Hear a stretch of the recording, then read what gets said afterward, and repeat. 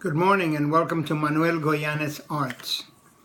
Today I'd like to do a small demonstration that will allow you to take advantage of some of the new epoxies that are on the market.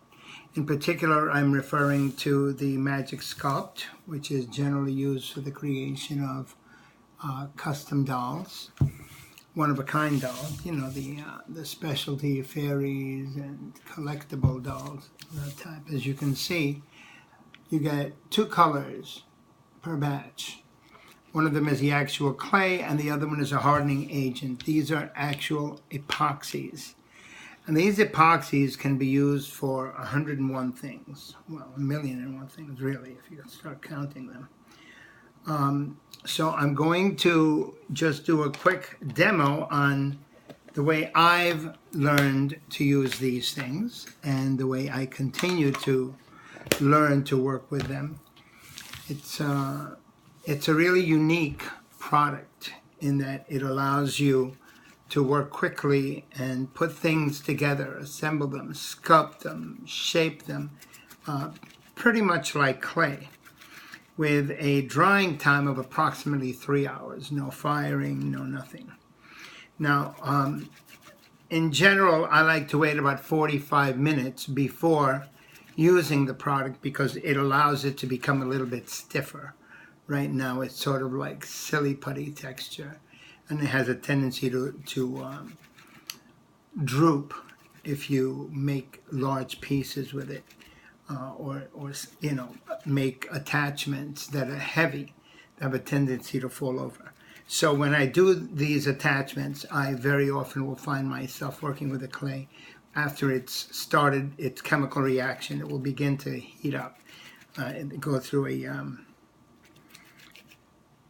a thermal change where you can feel the actual temperature of the clay itself shift from room temperature to warm. And this warming cycle is actually the chemical hardening process. I'm going to show you very quickly how to attach pieces using the clay. Now, I'm working on a piece for a client right now. It's going to be a decorated skull. This is actually Canis. It is a coyote skull. These are available on the internet. You can hunt them down sometimes through museums or collectible areas, things of that nature. I'm going to attach a horn onto the front of it as such, and two additional horns which will go on the sides, one to either side of the piece, to give it a sort of a draconian expression.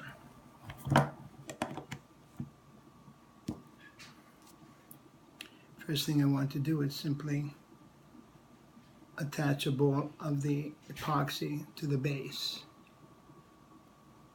and then I'm going to carefully lift the skull, place it where I'd like it to go, and press down. That should hold it in place very securely.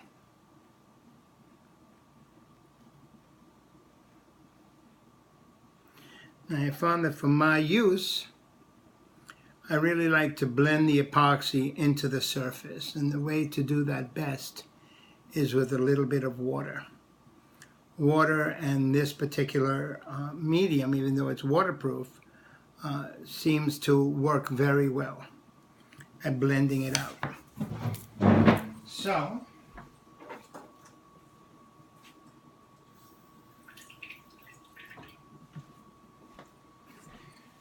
and a bit of water handy right here in my little cup, I'm going to take my finger and dip it into the water, wet it, and push the clay downward. As you start seeing, it blends itself right into the bone base, becomes one with the bone.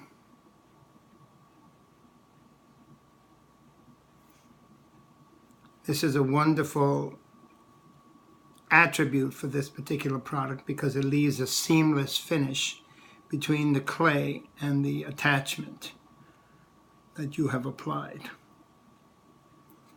Now it does require 3 to 6 hours to fully cure. I generally like to do it in stages so that I'll apply one section, let that fully dry, come back, lightly sand, and then start with the next series of attachments. Okay, so that's attached to my first horn. As you can see, that's going to dry quite permanently onto the skull. Balance it off so that it's nice and squared. There. And now the other two horns.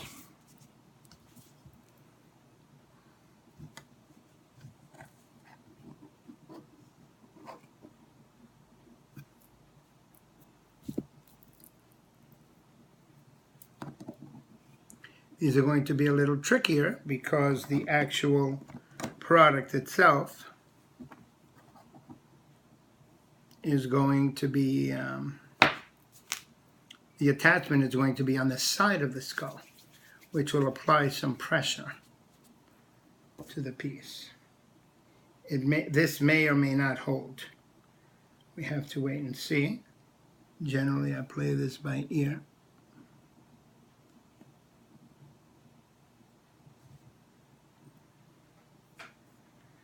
Okay, that one's holding fine, as you can see.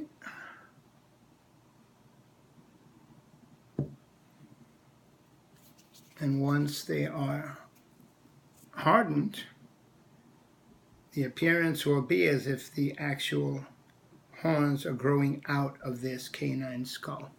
Of course, we know there are no dogs with horns, of course, unless they come from Hades.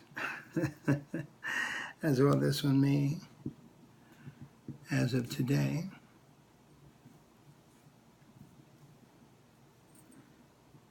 I'm going to take off a little bit of clay here. There's more than I needed. And reapply.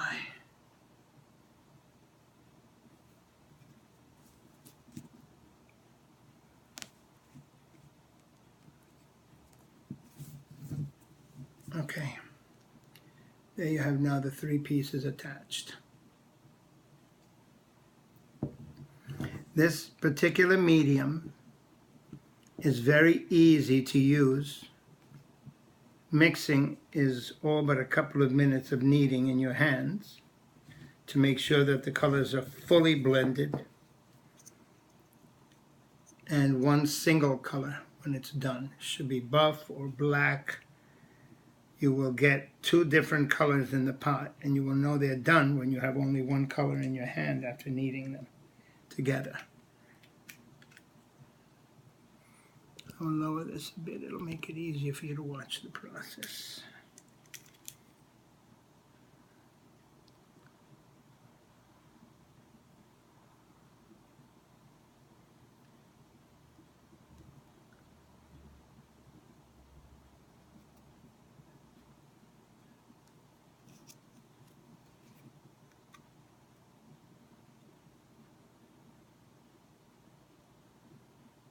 You want to make sure you push it into all the little cracks and crevices so that there are no spaces in between. And then you use the water to smooth it all out. Again, bringing it down, running it down onto the surface of the bone to create a perfectly smooth glass-like finish.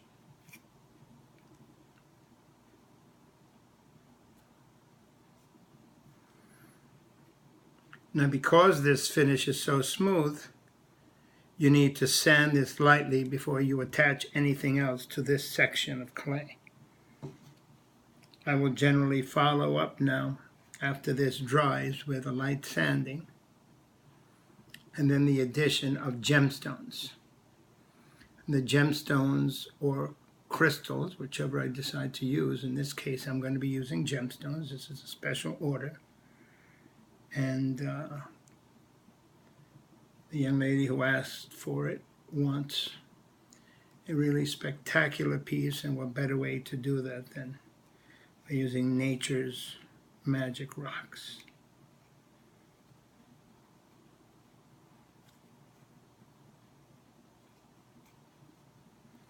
There we go. Fully on, fully blended. And now this can be allowed to dry.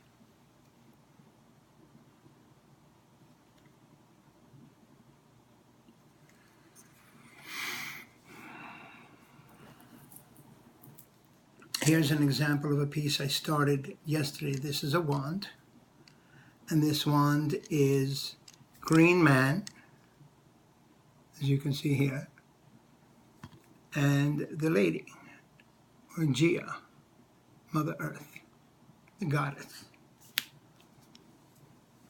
It is set on a goat horn with a crystal on the inside. Notice the crystal is set with the same clay,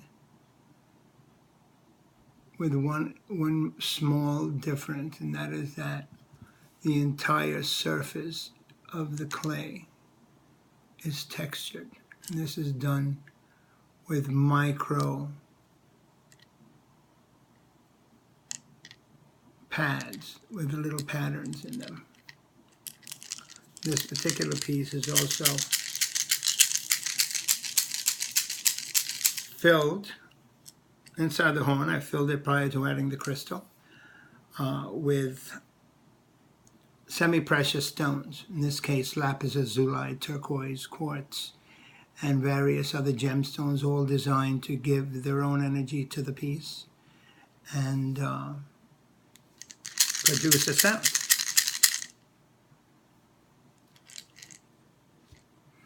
For those who really like meticulous work, this is one of my favorite artists. His work can be found on Etsy, and he does ultra meticulous fine work using this clay. It takes him a long while to get these things done because he does layer upon layer, marking each one individually, painting, sanding, repainting, resanding, which allows for him to create all of this ultra-fine detail.